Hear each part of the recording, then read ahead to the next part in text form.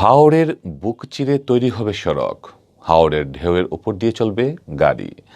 পরিকল্পনা মন্ত্রীর দায়িত্ব পাওয়ার পর হাওর বেষ্টিত সুনামগঞ্জবাসীকে এমন স্বপ্ন দেখিয়েছিলেন পরিকল্পনা মন্ত্রী এম এ মান্নান। এবার সেই স্বপ্ন বাস্তবায়ন হতে যাচ্ছে।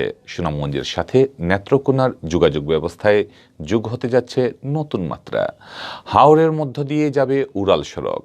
11 কিলোমিটারের এলিভেটেড এক্সপ্রেসওয়ে বা উড়াল সড়ক বদলে দেবে সুনামগঞ্জ ও নেত্রকোনার হাওর অঞ্চলের যোগাযোগ, পর্যটন ও অর্থনৈতিক অবস্থা।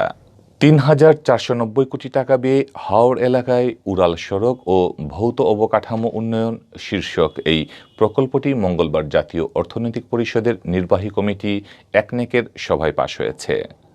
সূত্র জানায়, সুনামগঞ্জ ও নেত্রকোনা জেলা পাশাপাশি হলেও স্বাধীনতার ৫০ বছরেও দুই জেলার মধ্যে সরাসরি সড়ক যোগাযোগ স্থাপিত হয়নি। ফলে সড়ক পথে সিলেট থেকে ভৈরব হয়ে যেতে হয় নেত্রকোনা ও ময়মনসিংহে। পরিকল্পনা মন্ত্রীর দায়িত্ব নেওয়ার পর নেত্রকোনার সাথে সরাসরি সড়ক যোগাযোগ স্থাপনের প্রতিশ্রুতি দেন এম এ মান্নান। হাওরের ভেতর দিয়ে উড়াল সড়ক নির্মাণের স্বপ্ন দেখান তিনি। স্থানীয়রা বলছেন, উড়াল সড়কটি হলে শুধু যোগাযোগ ব্যবস্থা নয়, কৃষিপ্রধান দুই জেলার অর্থনীতিতেও ব্যাপক প্রভাব পড়বে। কৃষক ও খামারিরা তাদের উৎপাদিত মৎস্য ও কৃষিপণ্যের ন্যায্য মূল্য পাবেন। উড়াল সড়ক প্রকল্পটি বাস্তবায়িত হলে দুই জেলার হাওর পাড়ের 5টি উপজেলার মানুষ অর্থনৈতিক সুফল পাবে। বদলে যাবে এখানকার সামাজিক অর্থনৈতিক পরিবেশ।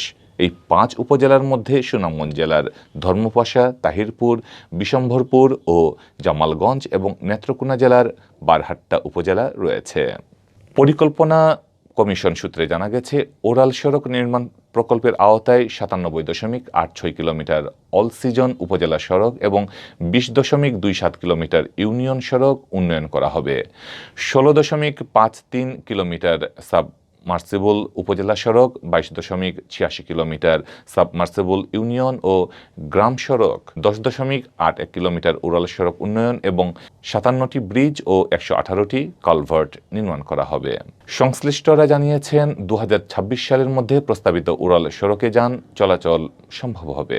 প্রতি বছর বর্ষাকালে বিপুল পরিমাণ কৃষি জমি পানিতে তলিয়ে যাওয়ায় হাওর এলাকাগুলো বিচ্ছিন্ন হওয়ার হাত থেকে রক্ষা পাবে।